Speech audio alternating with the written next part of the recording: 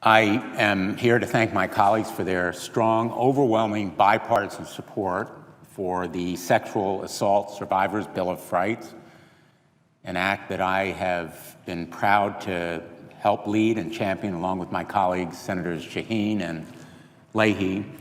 It's a cause that I have championed as well as a prosecutor and a law enforcer in my state, as the federal prosecutor, United States Attorney, and then as our Attorney General in the state of Connecticut. It's a cause that deserves this kind of overwhelming bipartisan support because survivors of sexual assault too long have been denied the basic care and rights they need and deserve.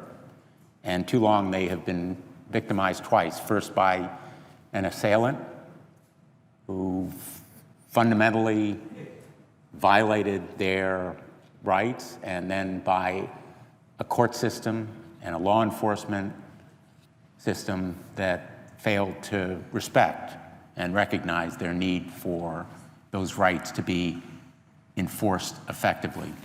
When a survivor of sexual assault engages the criminal justice system, she must be secure, absolutely confident and trusting in her rights and empowered to make informed decisions. Reporting sexual assault requires incredible courage, bravery beyond the imagination of many men who fail to understand how much courage is required, and too often the system fails to respect those rights. She deserves a system that is worthy of that bravery. Too often survivors are simply uninformed about what is happening, not told about basic evidence and proceedings. And they find that vital evidence was destroyed without their consent, or encounter Byzantine procedural barriers to justice. That's wrong.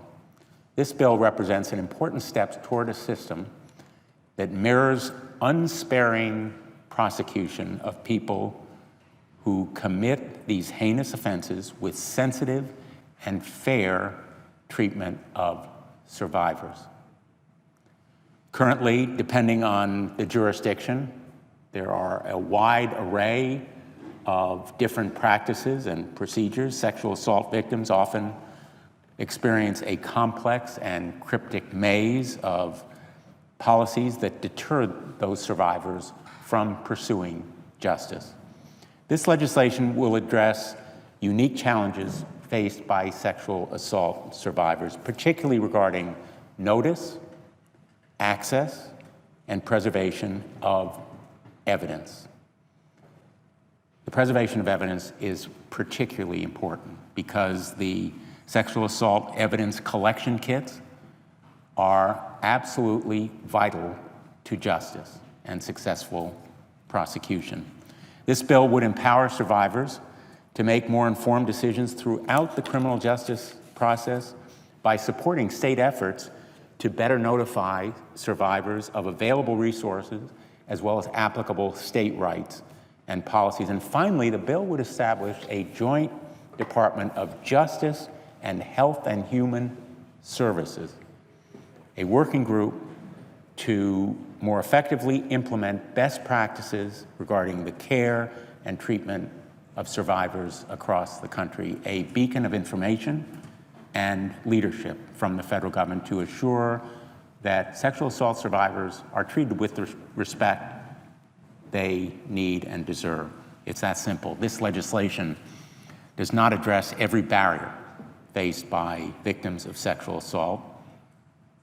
There is no question that more action is needed. To achieve that, state and local governments must follow suit and must create a culture, a changed culture of compassion for people who have experienced this heinous crime.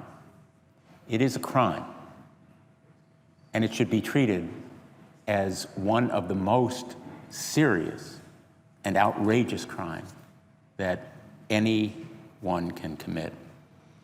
Today, the Senate has sent a message that we side with survivors. We are on their side. We will do everything in our power to lighten the burden and pain they bear and to help them seek both justice and healing, which they truly deserve. I want to thank my great friends and colleagues, Senator Shaheen and Senator Leahy, for their leadership on this issue. I've been proud to join with them.